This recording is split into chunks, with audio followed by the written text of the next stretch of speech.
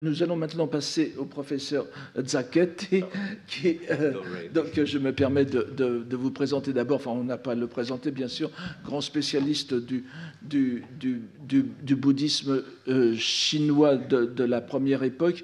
Et le professeur Zacchetti est pour moi une sorte de Giuseppe Tucci Redivivus, puisqu'il maîtrise à la fois non seulement le sanskrit, le pali, mais plusieurs formes de prakrit, le chinois bouddhique dans ses premières manifestations qui sont extrêmement difficiles à lire, même pour les spécialistes du bouddhisme, et bien sûr le tibétain. Mais cette formation traditionnelle ne l'empêche pas d'avoir des idées tout à fait novatrices. C'est vraiment l'un des grands représentants des nouvelles études bouddhiques actuelles. Et je suis très heureux qu'il ait accepté de venir participer pour nous parler de quelque chose qui est très important dans le domaine de la Sinoglossie. C'est que justement la Sinoglossie n'est pas quelque chose le chinois classique n'est pas quelque chose d'immuable. Il a profondément changé au contact des textes bouddhiques. La langue chinoise elle-même, et même dans ses manifestations vernaculaires, a changé au contact du bouddhisme. Et le professeur Zacchetti va nous parler aujourd'hui d'une de ces périodes charnière de la formation du chinois bouddhique, puisqu'il s'agit du IVe siècle avec Dao'an et la langue des traductions en chinois des textes bouddhiques.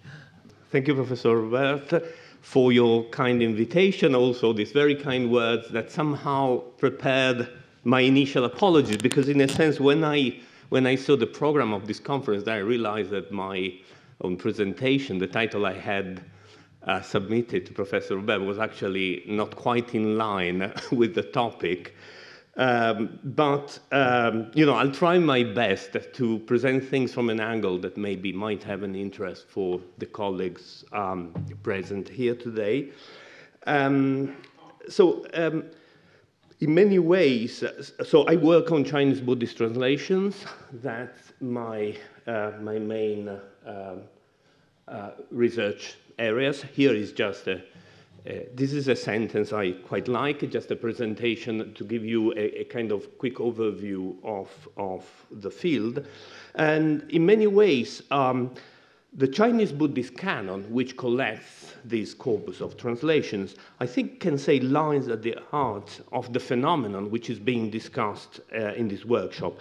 I think it's possible to argue that historically, Buddhism played a crucial role in establishing East Asia as a cultural continuum, based, among other things, on a shared language of culture that is written Chinese.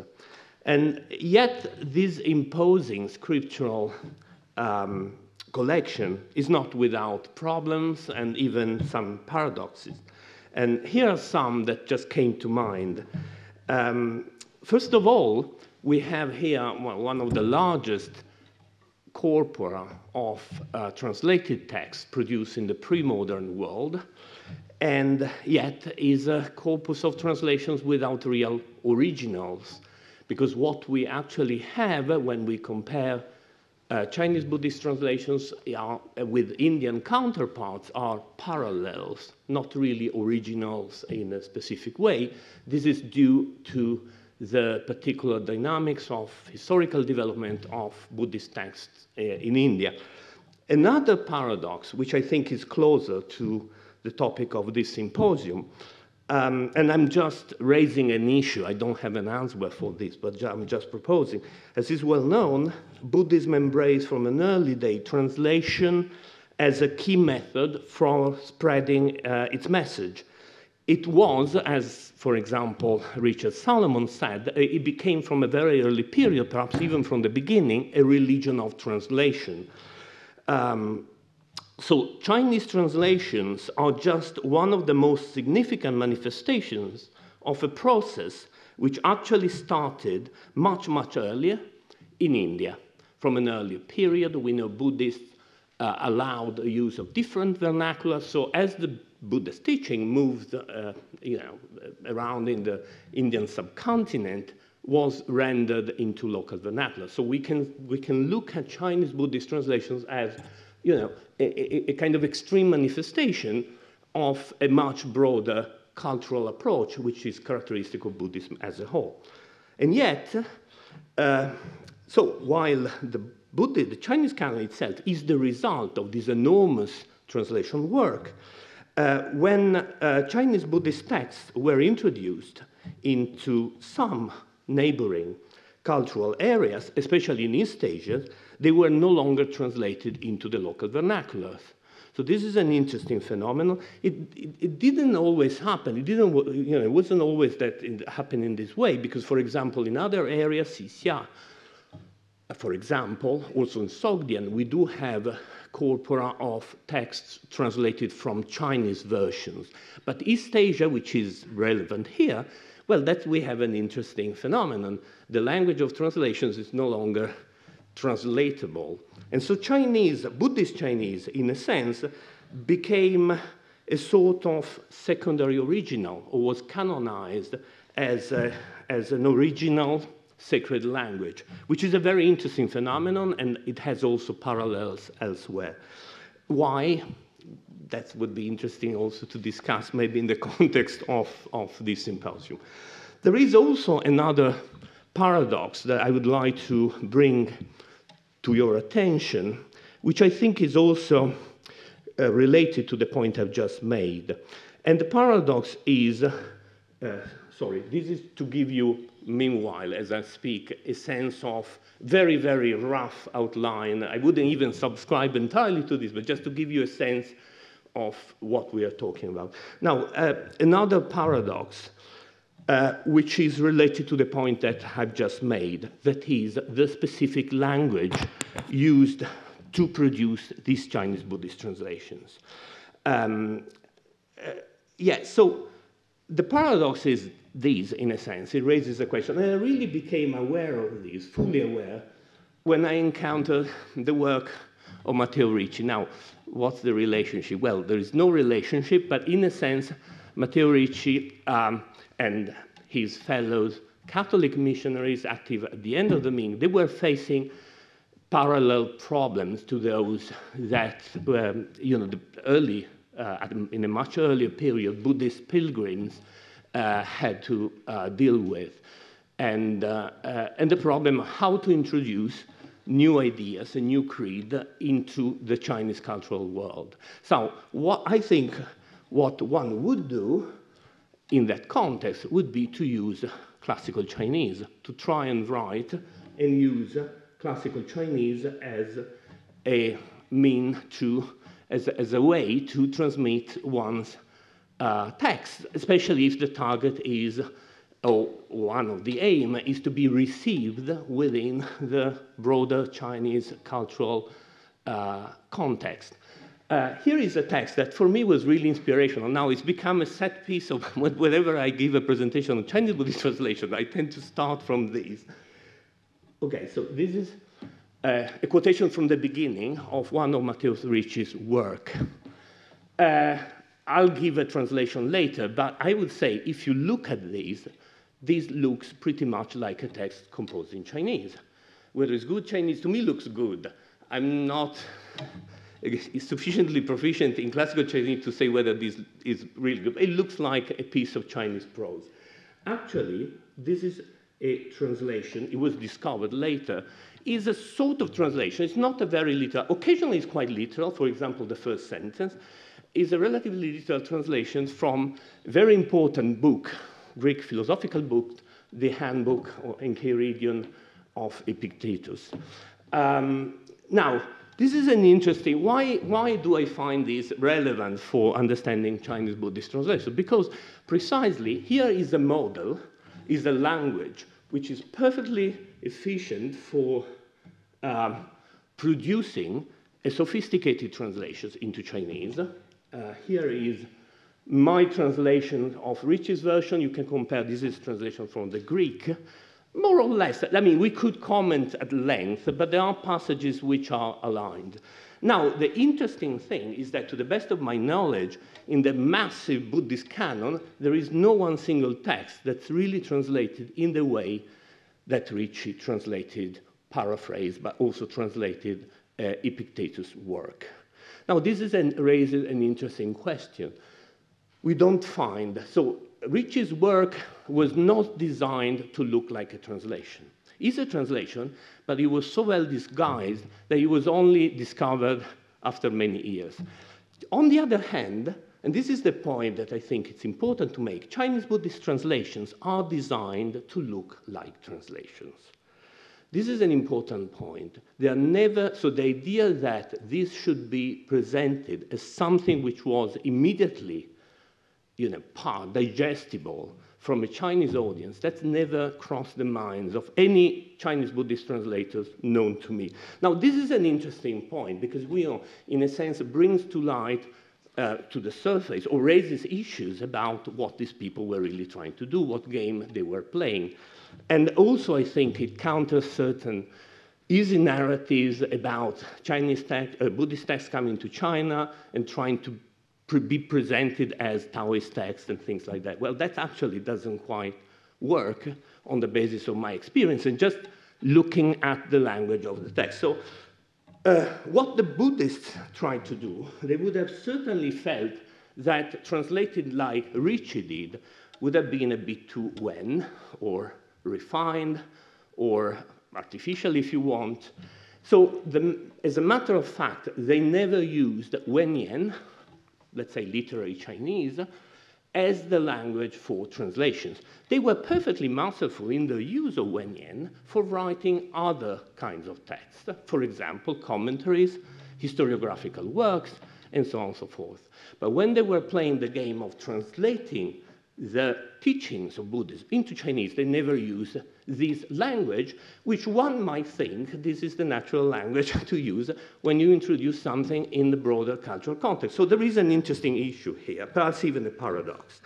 Now, just to give you a sense of what they did, on the other hand, and you can compare mentally with Ricci's translations, I give you some examples of early Chinese Buddhist translations. So in the early period, the early phase, I would say from the 2nd to the 4th century CE, we have a phase of experimentation. So different groups of translators, they started to be active in the then imperial capital of Luoyang from the middle of the 2nd century CE, as far as we know. And different groups used different translation approaches. And so we have with very different results. So here is an example to which I would like to come back. This is a translator it's quite dear to me in spite of the language of the text. So this is a case. I give a very, very, very literal translation just to give you a sense of how these might read in Chinese. This is a translation approach used by An Shigao, who is the earliest name or figure of translator about whom we have any reliable record, was active from the middle of the 2nd century. Now, this is utterly, it does work, it makes sense, especially if you have in mind the Indic text that this is translating, but as a Chinese text, this doesn't, let's say it's pretty odd in many, many ways. This is a translation style which, in a sense, had as a basic approach to reflect closely the syntax of the original Indic text. So the word order, there are problems, and so on and so forth. Another alternative early school of, or let's say translation school, is another very important translator who was active roughly in the same period, some 20 years later. This is a text which also doesn't fully conform, I mean, certainly doesn't conform with literary Chinese at all, but for different reasons. This is a text, it's a translation style which is more open to vernacular, to colloquial Chinese. So we have some construction note, particularly the use of post-verbal complements, widespread use of polysyllabic words, and so on and so forth. This is a text which, in a sense, looks more natural in the sense that it's more open to colloquial Chinese, but it's, again, for another reason, it's completely different from Wenyan. We do have some translators in the early period who went closer to the adoption of a sort of literary Chinese. This is an example, Kan Sen-hui, who came from an area which was mentioned earlier, so what would be now northern Vietnam. And this is not really a translation, in my view, it's more a compilation of narrative texts based on Indian narrative materials, but it's not really a translation. This reads much more like a nice Chinese text, although there are significant differences in terms of vocabulary and also here and there also in syntax. So different approaches. Now, if we look at the development of the language of Chinese Buddhist translation, what we notice, this has been described, so I'm saying nothing that's new, it's been described quite well by Erich Zürcher, among other scholars. There is a gradual tendency to establish a sort of church, what he calls a church language. So a distinct form of written Chinese, which is, in a sense, open to certain aspects of literary Chinese, but retain certain features which are at odds with standard literary Chinese. And this is also a very important cultural process, because we need to ask why did they do so, and so. And there are good reasons, which we could discuss, depending on the time. In many respects, so this idea, this development of a distinctively Buddhist idiom, in fact, it also parallels developments that were happening in the Indian context, where we notice the development of specific forms of Sanskrit, which are typically Buddhist. So it is also possible, this is an issue which certainly requires more research, that some of the, I'm actually quite convinced that some of the practices that were adopted by Chinese translators to produce these distinctive idioms were actually influenced certainly by the Chinese context, but also by ideas about languages that are of Indian Buddhist origins.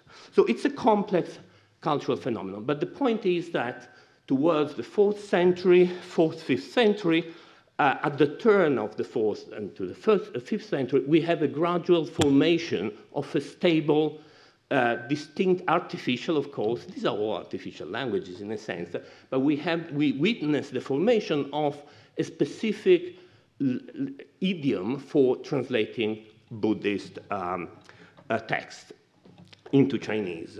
Now, so this is the period I would like to look at, so zoom in on this period, also place, because this transition really is centered in the city of Chang'an, which was a very important center of translation activities at around that time. So again, end of the 4th, beginning of the 5th century, there is the very famous name of Kumarajiva, who arrived and, in a sense, inherited a certain experience of translation that had already started in the preceding years, and in a sense, it gave it moved this language in a certain direction and established something of a standard.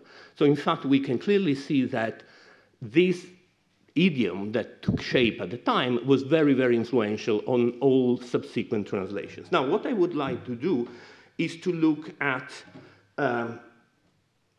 one particular figure, Dao'an, who played an important role in this transition.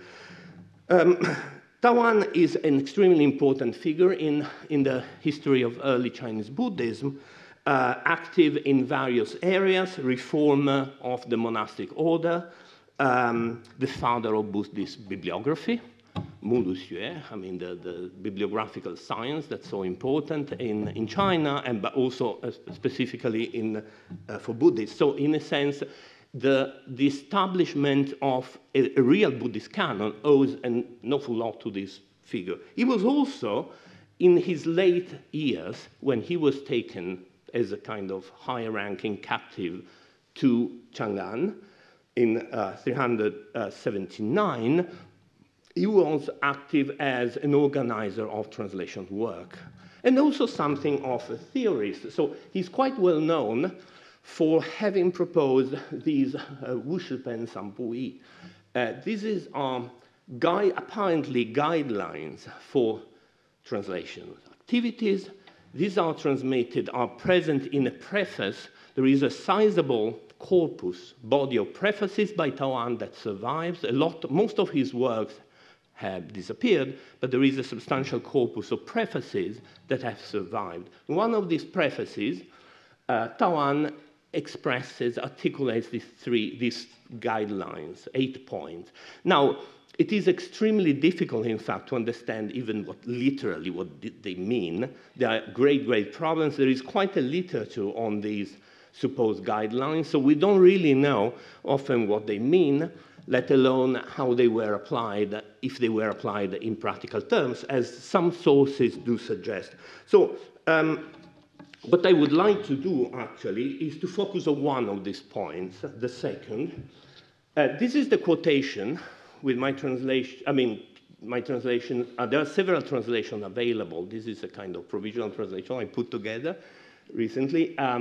This is the second of these 5 points. So the 5 points are the first of these guidelines. These 5 points are probably points on which, as I said, it's not entirely clear what he's saying, but they seem to be points where a departure from the originals is unavoidable somehow.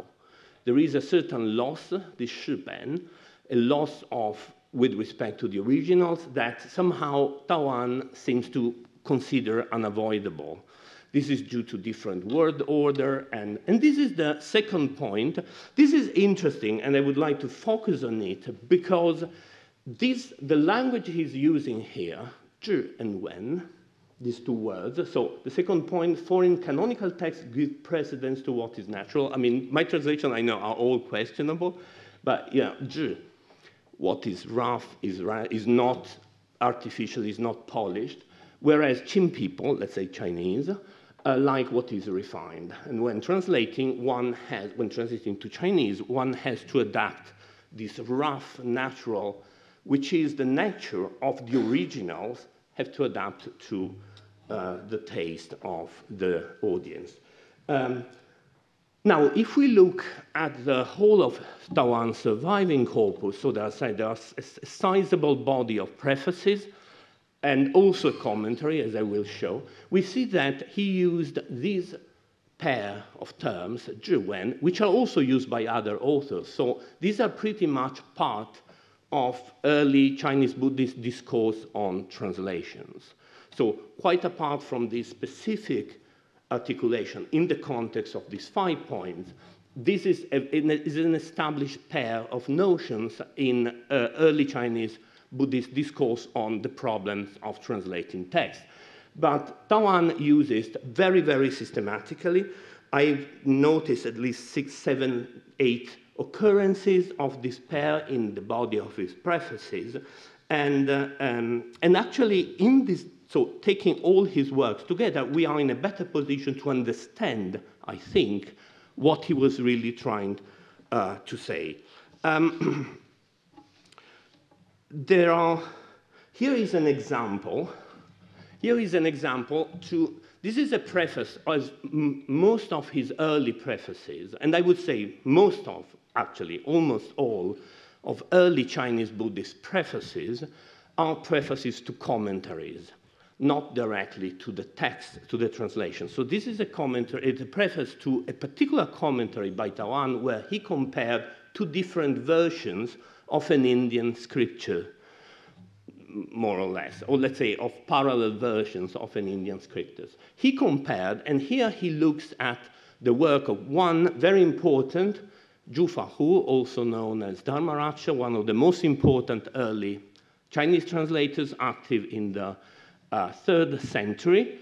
And, you know, in a sense, there is certainly a note of criticism here. The text is not particularly easy to understand.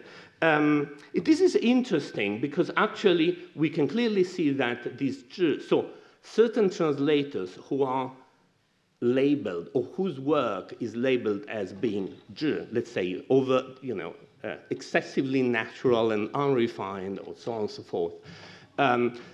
There are actually translators that Dao'an studied in his youth, and he greatly admired, and he spared no words in piling words of great admiration of them. Dharma actually is one case. That Anshegao, whom I mentioned earlier, so this early translator, is another one, but he still uses this category zhi.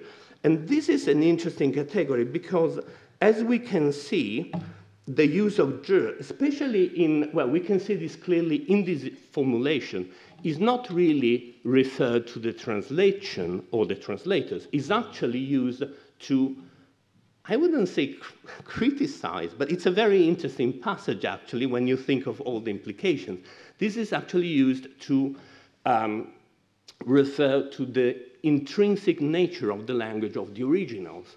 So when a translation was labeled as zhi, what it means is that it was a very, very, let's say, transparent glass through which Dao'an could see actually how the original was structured. And the transparency of this glass brings together an interesting situation because on the one hand, he's prepared, exactly as here, he's prepared to praise the translators for the faithfulness to translate, like in this case, shi bu jia shi. So he didn't change or tamper or over-polish the originals, but at the same time, this preservation of the original nature of the text that causes problems. Texts are not perfectly understandable, and so on and so forth. I think it's important for understanding what's actually meant, which are the implications of this pair, is to look at the source of it, which is very clear. It's absolutely clear that Dao'an and all the other translators that were using this pair of terms were all referring to this very important famous passage from the Lunyu, the Dialogues of Confucius. This is a text that was a formative text for all, every person of a certain culture in the medieval period. So no matter whether Buddhist or not, all would have known this text. And in fact, all the, not translations, of course, but all the other works composed by learned Chinese Buddhists in the medieval period, they are full of echoes, references, quotations to certain classics, but Lunyu is particularly present. So there is no doubt that this is the frame. Now, what is very interesting in this passage is that, in a sense, this is a text that would have had a kind of natural perfect resonance for somebody with Dao'an's background. Because in a sense, this is quite interestingly, is a sort of Confucian version of the basic Buddhist teaching of the middle way. The Buddhism presents itself as the Madhyama Pratipada, the middle way, between different sets of extremes. Now, here is a clear depiction of a middle course, which is the only, the only correct one. And the important thing to notice here is that both aspects, zhi and wen, in isolations, are intrinsically negative. They're intrinsically, is only when zhi bing, so only the balance, or when they're balanced, then it does the trick. In this case, maybe at the moral level, but also at the textual level. So this is a very important to bear in mind. So using zhi to classify even the originals, actually, has interesting, quite a subtle, interesting implication. Now, the last thing in the 3 minutes I have, we have a source which is quite interesting, the only surviving commentary by Dao'an. He was a very prolific commentator. Unfortunately, all of his works are lost, apart from this one. This is a commentary on the very translation by this Anshegao I quoted at the beginning. This is interesting in many, many respects. It's not much studied. There have been a couple of recent articles, one very interesting, I have to say, published last year by a Chinese scholar, whose name I don't remember, Liu Chanqing. I just seen the article, it was published last year, which very interestingly discusses this commentary as a source for understanding Dao'an's ideas about translation, which is exactly.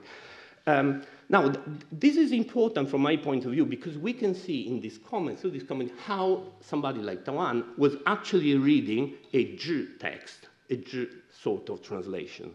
Now, what he does, he adopts several strategies, the most striking and interesting of which is the use of paraphrase. I would even call intralingual translation. So what Dao'an does in about 20 passages, at least, in this commentary, is to reformulate the basic text by An Shigao. Here is the passage I quoted before. So this is the passage you've just seen with this very, very broken, let's say, Indic Chinese syntax. Now, what Dao'an does here, as in many other places, he reformulates, puts the whole thing in sort of good Wenyan. Notice, for example, this is one striking thing, is the iche anang. Now, this iche, also if you look at the Pali parallels, has to be an adverb. But it's very odd. It's between, there is adverb, a sort of vocative, ananda, and then the verb actually is much lower than that. So it's all quite odd. So what Dao'an does is, wherever he gets this iche, in his reformulation, he renders with pu. It works much better. So he does this, which is quite interesting as an operation. So in a sense, he's sort of saying, these, what does it say? Does it say this should sound this and this and that? Is it proposing an alternative translation language as a model? I would say probably not. He was actually using a well-established exegetical technique that was already adopted by earlier commentators, secular commentators. A very important example is Zhao Qi's Mengzi Zhanju of the Han period, Tong Han, the Eastern Han period, which also adopts this kind of intralingual translation systematically. But at the same time, it's interesting because we can notice where he saw a problem in the syntax. But he did not certainly advocate these as the solution. Now, what is the solution? I think if we go back to the Lunyu passage, it's very clear that the kind of solution that Dao'an had in mind, just by using that terminology, he was gesturing at this solution. Solution is a sort of compromise. The compromise between two key needs that Buddhist translators had to confront. On the one hand, producing something that's readable, and to some degree acceptable to a broader audience. But at the same time, and this is just as crucial, and is also the reason why, in the end, they never wrote a translation like Matteo-Ricci did, is that they needed to preserve a certain degree of identity. The use of language as a badge of identity is crucial in Indian Buddhism, where different schools are characterized by the use of a certain vernacular, for example, or Sanskrit. Somehow, I think this idea that the language of the Buddha has to be different, cannot be the same of, secular text. It somehow parallels the nervousness about the use of Sanskrit in Indian Buddhism, which was later, overcome, and certain schools, Sarvastivadin especially, did use Sanskrit. It's all extremely interesting. But somehow there is a nervousness about going Sanskrit in fully fledged. The same thing happened here. So what I think it's important to bear in mind, it is incredible, just calling everything Chinese doesn't really help a lot. We are confronted by several different idioms in the Buddhist canon, the use of which, this is like having, an orchestra with different instruments. And playing one would send a message to a certain part of the audience, playing another one would send a message with a different resonance to another part of the audience. But it was quite crucial to have this sort of compromise, this language, middle way sort of language. And I think that this is somehow, although I cannot document that these ideas, as we can infer from close reading from Mandal, actually, to what extent they shaped what happened. But if we look at the idiom that was produced by famous Kumarajiva's translation team, it is something of that sort, especially in its most successful works, the Lotus Sutra translation, the Vimalakirti Nirdesha, and so on and so forth. So I would close here, and I'm aware that I raised more questions than I could answer, but I really would welcome also later if you have views or ideas about this. Thank you.